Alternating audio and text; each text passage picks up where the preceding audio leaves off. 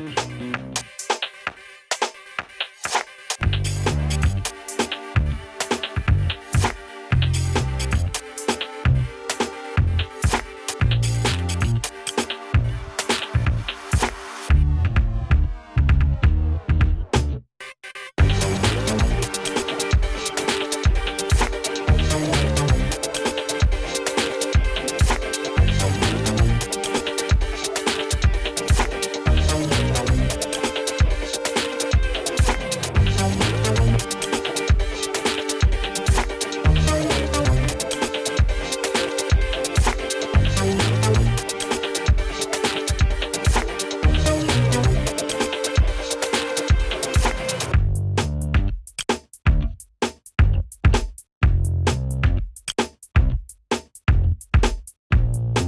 सच में भारत का सुवर्ण काल चालू है और आदरणीय मोदी जी के नेतृत्व में भारत ने एक नई ऊंचाई प्राप्त की है। भारत विश्व गुरु बनने की राह पर है, पर मोदी जी ने महिलाओं के लिए, आप सुबह से देखेंगे तो सुबह उठकर स्वच्छता अभियान रहो, उज्ज्वला गैस योजना रहो, शौचालय रहो, महिलाओं के बचत गट के लिए लोन की स्कीम रहो, जितनी भी योजनाएं महिलाओं से रिलेटेड है उनको ड्यू रिस्पेक्ट देकर, सम्मान कर कर कि हाँ महिलाओं का भी विकास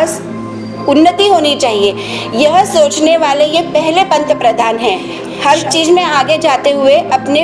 इकोनॉमिक का भी ध्यान मोदी जी ने रखा है और अब अपनी इकोनॉमी सबसे स्ट्रांग हो रही है और जहां पर हमको जाने के लिए परमिशन नहीं मिलती थी, ऐसे देश वाले हाथ जोड़कर अपने मोदी जी को अपने देश में इनवाइट करते हैं, बुलाते हैं, सम्मान देते हैं और एक एक भाषण जन्मदिन है, तो जन्मदिन के अवसर पर आप जनता को और आपकी पार्टी के कार्यकर्ताओं को क्या संदेश देंगे? नमस्ते, मेरा नाम मनीषा संजय भंसाली, मैं भारतीय जनता पार्टी की शहर की उपाध्यक्ष हूँ। सबसे पहले तो मैं भगवान को धन्यवाद देना चाहती हूँ कि हमने देखा 2 साल कोरोना में हम कोई भी कार्यक्रम हमारे मन के जैसे नहीं कर सके, पर अब कोरोना से मुक्ति मिली है तो हर कोई अपने घर के छोटे मोटे जो भी प्रोग्राम है अपने मन के जैसे कर सकते हैं और अपने दोस्तों को, संबंधियों को बुला सकते हैं, उनके साथ समय बिता सकते हैं। तो इस खुशी की घड़ियों के लिए मैं सबसे पहले भगवान को धन्यवाद देती हूँ, क्योंकि कोरोना काल में हमने मौत को बहुत नज़दीक से देखा है, ज़िंदगी की कीमत हमको समझी है। भारतीय जनता पार्टी की बात करेंगे हम तो अभी संभाजी नगर में भगवान की दया से हमको केंद्रीय अर्थ राज्य मंत्री आदरणीय कराड़ साहब मिले हैं और आदरणीय अतुल जी सावे महाराष्ट्र के कैबिनेट मिनिस्टर हैं। अभी अभी हमारे नए अध्यक्ष बने हैं आदरणीय शिरीष जी बोराळकर सर, और पहले थे संजय जी केनेकर, जिन्होंने 3 साल में अपने कार्यकाल में भारतीय जनता पार्टी के रूट लेवल तक जाकर कार्यकर्ताओं को जोड़कर एक बहुत ही पहाड़ के जैसा संगठन उन्होंने बनाया है। तो मैं इन सबको मन से धन्यवाद देती हूँ कि भारतीय जनता पार्टी को एक नई ऊंचाई पर ले जाने के लिए ये सब नेताएं और हमारी महिला की राष्ट्रीय नेता आदरणीय विजयाताई राहटकर, जिन्होंने महिलाओं के लिए सचमुच बहुत अच्छा काम किया, और महिला आयोग की जब वो महाराष्ट्र की अध्यक्ष थी तो छोटी से छोटी कोपर्डी का भी अगर कोई केस होगा तो उसमें खुद पर्सनली ध्यान देकर उसके लिए बहुत अच्छा काम किया हुआ है। उसके आगे जाकर हम देश के महाराष्ट्र प्रदेश की बात करेंगे तो अभी तो भारतीय जनता पार्टी और शिंदे सरकार अभी आई हुई है और 2.5 साल से जो काम रुके हुए थे, जो योजनाएं रुकी हुई थी, अभी हम देखेंगे कि बहुत ही स्पीड से उन सब योजनाओं को अंजाम मिलने वाला है। और आने वाले समय में आप देखेंगे कि संभाजी नगर पूरे एशिया का सबसे फास्ट डेवलपिंग सिटी जिसको हम बोलेंगे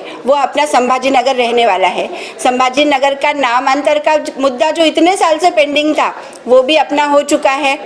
आदरणीय फडणवीस साहब, शिंदे सरकार और हमारे भारतीय जनता पार्टी के प्रदेश के नए अध्यक्ष आदरणीय चंद्रशेखर जी बावनकुले, जब से उन्होंने चार्ज हाथ में लिया और जिस दिन से अध्यक्ष बने हैं, तूफान की गति से उन्होंने काम हाथ में लिया है। संगठन को मजबूत करने के लिए एक जो नेतृत्व की आवश्यकता थी वो नेतृत्व आज हम बावनकुले साहब के रूप में देखते हैं, फडणवीस साहब के रूप में देखते हैं। उससे आगे जब हम देश की बात करते हैं तो सच में भारत का सुवर्ण काल चालू है और आदरणीय मोदी जी के नेतृत्व में भारत ने एक नई ऊंचाई प्राप्त की है। भारत विश्वगुरु बनने की राह पर है, पर क्या विश्वगुरु बनना इतना आसान है? नहीं। छोटी छोटी बातों से लेकर आज तक 8 साल के कार्यकाल में आदरणीय मोदी जी ने सबसे पहले तो महिलाओं को सम्मान दिया। आप देखेंगे कि स्मृति जी ईरानी रहो, निर्मला जी सीतारामन रहो, और आज भारत के सर्वोच्च पद पर, राष्ट्रपति पद पर मुर्मू जी है।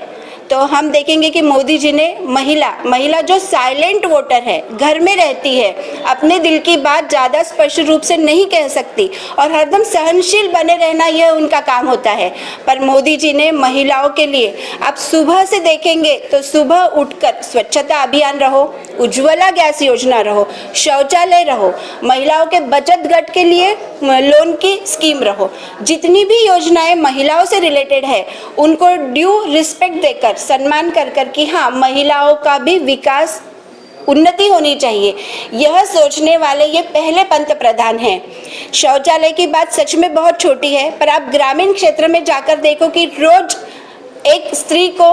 कुछ पलों के लिए क्यों नहीं हो, पर अपमानजनक स्थिति से बाहर निकलना पड़ता था। पर पूरे देश में कोटि कोटि जनता को अलग अलग लेवल पर लाभार्थी, जिसको हम बोलेंगे, फिर वो कोरोना काल में लस क्यों नहीं रहो, करोड़ों लोगों को फ्री में लस देने वाला भारत एकमात्र देश है। हर चीज में आगे जाते हुए अपने इकोनॉमिक का भी ध्यान मोदी जी ने रखा है, और अब अपनी इकोनॉमी सबसे स्ट्रांग हो रही है। और जहां पर हमको जाने के लिए परमिशन नहीं मिलती थी, ऐसे देश वाले हाथ जोड़कर अपने मोदी जी को अपने देश में इनवाइट करते हैं, बुलाते हैं, सम्मान देते हैं, और एक एक भाषण में 20-20, 25-25 बार स्टैंडिंग ओवेशन होकर उनके हर शब्द को लोग हाथों हाथ झेलते हैं। यहाँ तक आना आसान नहीं था। मैं पुनश्च एक बार मोदी सरकार रहो, अपनी